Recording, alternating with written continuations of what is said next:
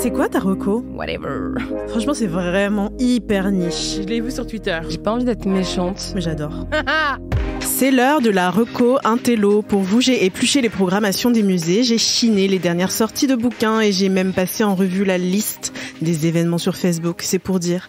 Tout ça pour vous pondre une reco culturelle que même votre pote le plus artsy ne connaît pas. Alors, je vais vous parler d'un livre qui est sorti il n'y a pas très longtemps, le 9 juin dernier, qui s'appelle « Manifeste pour une démocratie déviante. Amour queer face au fascisme » de Costanza Spina. Alors, c'est le premier livre des éditions Trouble. C'est des éditions qui éditent le magazine Censored. C'est une revue queer, artistique et féministe. Et donc, ce livre-là est sorti le 9 juin dernier. L'auteurice, si vous ne la connaissez pas, s'appelle Costanza Spina. C'est une journaliste indépendante et fondatrice du média Manifesto 21. Ouais, j'adore Quel travail, bravo. Elle a grandi en Italie jusqu'à ses 17 ans et elle a quitté son pays pour échapper au conservatisme du régime de droite au pouvoir.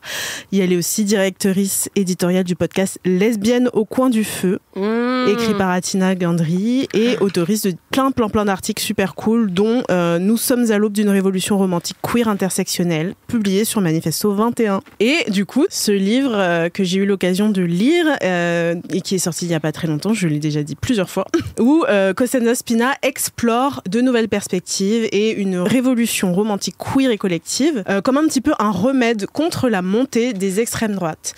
Et du coup, c'est un essai qui est à la fois politique, mais aussi très poétique. Il y a un équilibre qui est très intéressant et du coup, ce qui fait que le livre est très accessible et qui montre la façon dont les relations queer et les luttes intersectionnelles, elles peuvent transformer en fait nos démocraties. Et donc Costanza, et il y a le même parti d'Italie tout à l'heure, je le disais, face à la montée de l'extrême droite et la propagation du fascisme. Et en fait, cette propagation, cette montée de l'extrême droite, ça sert de fil rouge tout au long du livre. Pour nous dire, c'est urgent en fait d'inverser la tendance, de s'organiser en communauté. C'est un petit peu le message du livre. Et le livre va commencer par analyser en détail ce que c'est que le fascisme, quelles sont ses sources, et démontrer comment les personnes considérées comme déviantes, donc hors normes, queer, ont toujours en fait tenté de trouver des alternatives pour parvenir à s'aimer, à prendre soin les uns les unes des autres, à promouvoir des formes de justice aussi alternatives, même au sein d'un système violent, mortifère, etc. Et le livre, du coup, offre des pistes assez concrètes sur la façon dont on peut s'organiser face à cette montée des extrêmes droites. Et la façon aussi dont on peut s'inspirer du coup des amours queer.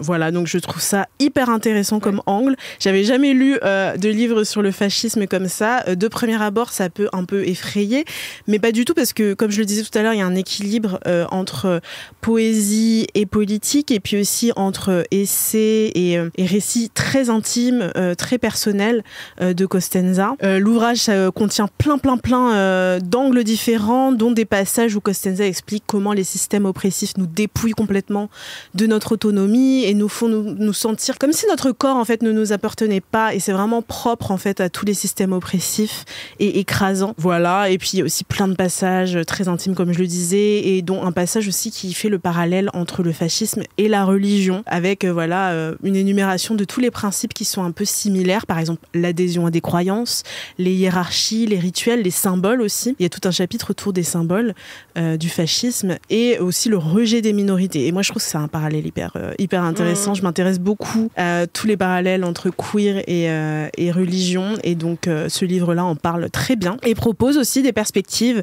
de guérison, des perspectives de mobilisation, comme je le disais tout à l'heure, qui sont basées sur la communauté, inspirées de l'amour et de la joie queer. Et il y a tout un passage aussi que j'ai trouvé hyper intéressant et inédit sur comment militer quand on est introverti, quand on est timide, et quand par exemple on est queer, introverti, et qu'on n'a pas accès à tous ces espaces de fête qui sont hyper importants, mais du coup il y a des personnes, mais même si au-delà... c'est juste pas ta personnalité, ou que tu as du mal avec les bains sonores. Exactement, même au-delà du fait d'être introverti, il y a des personnes juste qui ne peuvent pas être dans une foule bruyante. Ça, on manque d'espace chill, je suis bien d'accord. C'est ça, et il y a tout un chapitre sur ça, et je trouve ça hyper important, hyper intéressant de savoir qu'on peut faire partie des communautés queer, lutter sans forcément aller manifester ou aller en teuf. Donc voilà, allez lire ce livre. Le sujet est très intéressant. Le livre est accessible. Il y a un bon équilibre entre toutes les différentes parties.